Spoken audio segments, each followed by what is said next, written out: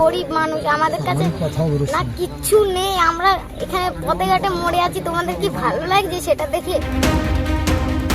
বাংলাদেশ ভারত সীমান্তের বিভিন্ন এলাকায় সাম্প্রতিক সময়ে উত্তেজনা নতুন মাত্রা পেয়েছে। অভিযোগ উঠেছে শিশু, নারী ও পুরুষ সহ বিভিন্ন ব্যক্তিকে জোরপূর্বক বাংলাদেশে পুশ ইন করার চেষ্টা করছে ভারতীয় সীমান্তরক্ষী বাহিনী বিএসএফ।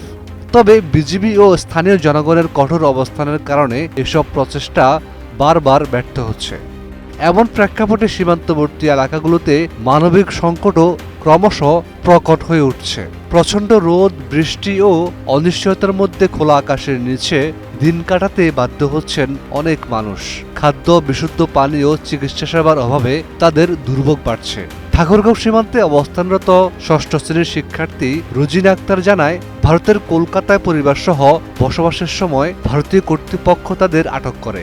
এরপর প্রায় 12 দিন বিভিন্ন সীমান্ত এলাকায় ঘোরানোর পর বাংলাদেশ সীমান্তে এনে ছেড়ে দেওয়া হয়। এখন সে নিজের বাড়িতে ফিরতে চাইলেও অনিশ্চয়তার মধ্যে দিন কাটাচ্ছে। বিজিবি সূত্রে জানা গেছে, ভারতের 5টি রাজ্যের সঙ্গে সংযুক্ত বাংলাদেশের 26টি সীমান্তবর্তী জেলায় নজরদারি ও টহল জোরদার করা হয়েছে। চারপালায় 24 ঘণ্টা সীমান্ত পাহারা দিচ্ছেন বিজিবি সদস্যরা। পাশাপাশি সাদা পোশাকে গোয়েন্দা তৎপরতাও বাড়ানো হয়েছে। শুধুমাত্র গত 4 দিনে বিএসএফের 21টি পুশিন প্রচেষ্টা প্রতিহত করেছে বিজিবি। এসব ঘটনায় 2 শতাধিক ব্যক্তিকে বাংলাদেশে ঠেলে দেওয়ার চেষ্টা করা হয়েছিল বলে জানা গেছে। সর্বশেষ মেহেরপুর, ঠাকুরগাঁও ও দিনাজপুর সীমান্তে পৃথক 3টি ঘটনায় মোট 23 জনকে বাংলাদেশে পাঠানোর চেষ্টা ব্যর্থ করে দেয় বিজিবি। স্থানীয় জনগণও সীমান্তে বিজিবির সঙ্গে সমন্বয় করে অবস্থান নেয়ায় বিএসএফের পরিকল্পনা সফল হয়নি। ফলে সীমান্তে ক্রমে চাপে পড়ছে ভারতীয় বাহিনী। এদিকে আগামী 8 থেকে 11 জুন ভারতের নয়াদিল্লিতে বিজিবি ও বিএসএফের মধ্যে 57তম মহাপরিচালক পর্যায়ের সম্মেলন অনুষ্ঠিত হওয়ার কথা রয়েছে।